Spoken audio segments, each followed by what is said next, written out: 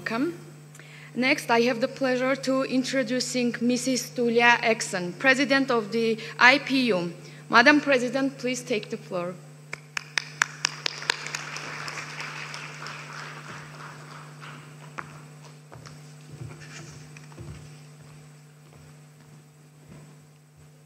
Mr. Prime Minister of the Republic of Armenia, Mr. President of the National Assembly of Armenia, Mr. Secretary General of the IPU, and of course we are all looking forward to receiving the President of the IPU Board of Forum of Young Parliamentarians, who, as we have been informed, will be joining us in the course of the day.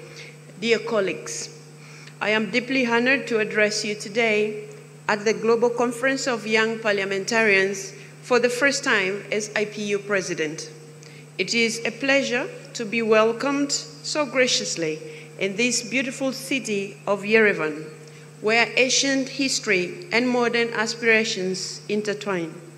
It is only fitting that we are marking the 10 years anniversary of this important conference in one of the world's oldest nations, which also boasts the world's highest proportion of young parliamentarians.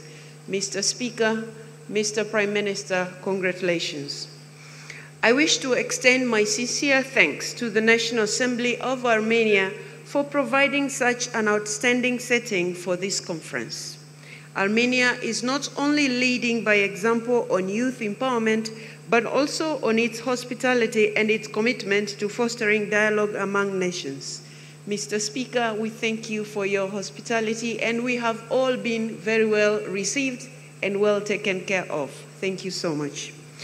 Over the years, Global Conference of Young Parliamentarians has become a unique platform for young parliamentarians to make one particular message heard loud and clear: that there is no democracy without inclusion, and there is no inclusion without the participation of young men and women. I am so pleased to now be a part of this conference. Today, as we gather in this esteemed hall, we find ourselves at a moment that demands our full attention, our collective wisdom, and our unwavering resolve. The world is beset by conflicts that threaten to undo decades of hard-won progress in education, employment, and equality. On every continent, young people continue to endure most profound hardships, whether it is in Africa, where young people are taking to the streets to demand a better standard of living, or in Asia, where only last month a government was toppled. Especially in these tumultuous times, the voice and needs of young people must not be ignored. As leaders and parliamentarians, it is our duty to ensure that no generation is overlooked. Over the next 2 days, we will discuss the importance of education and employment. As a former lecturer and an educator, this topic is very close to my heart. Let me be clear. Education and employment are not mere privileges. They are fundamental rights and cornerstone of stable and prosperous societies. They empower individuals to contribute meaningfully to their communities, to innovate, and to lead. In times of crisis, they become even more critical, providing the resilience needed to prevent society from descending into chaos. Yet, today, education and employment are crumbling under the weight of conflicts, natural disasters, and economic upheavals. Millions are being displaced, stripped of their right to learn and work, and jeopardizing their futures and stability of our societies. If we allow a generation to be lost, we face a future marred by deepening inequality and widespread disillusionment. The cost is not just human potential wasted, but entire communities and nations weakened. Education and employment give hope. Without them, young people may drift into the shadows, and the seeds of despair can take root, threatening to unravel the very fabric of our societies. This is why the urgency of our mission has never been clearer.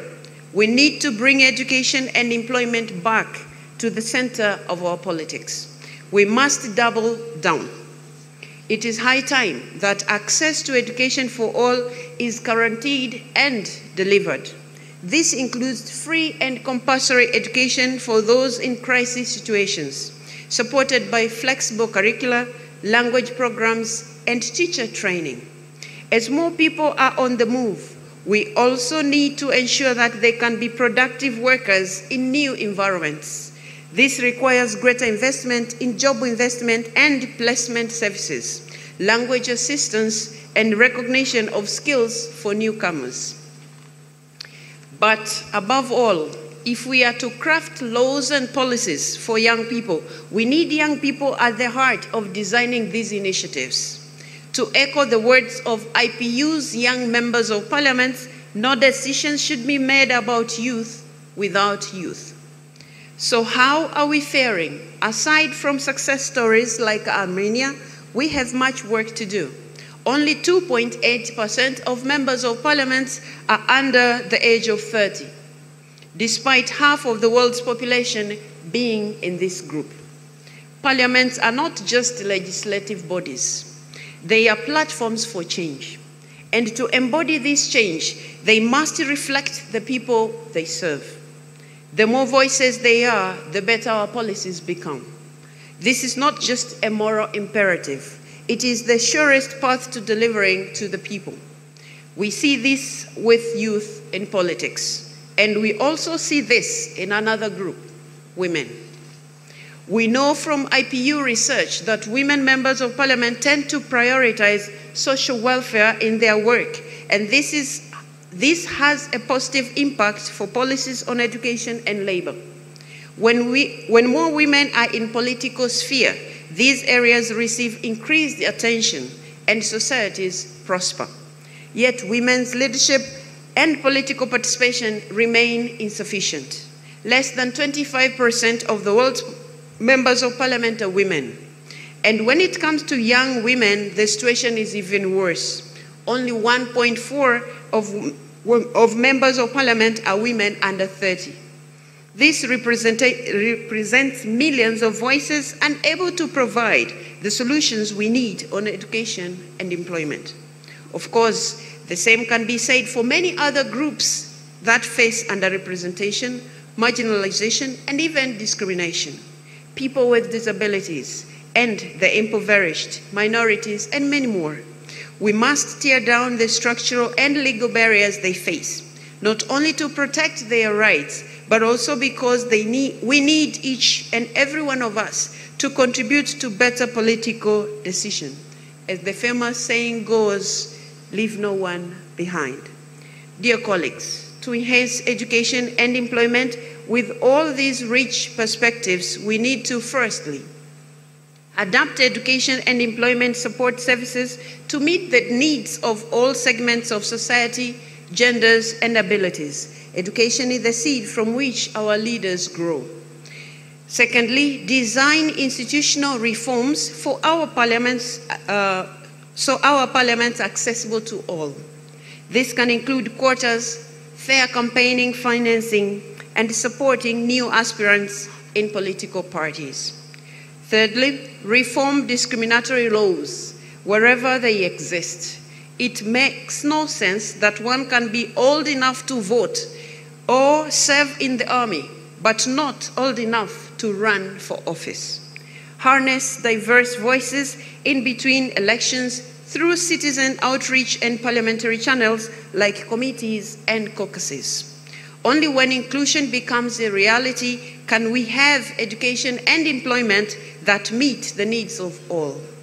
Only then can we transform lost generations into generations of opportunity and rekindle the flame of hope.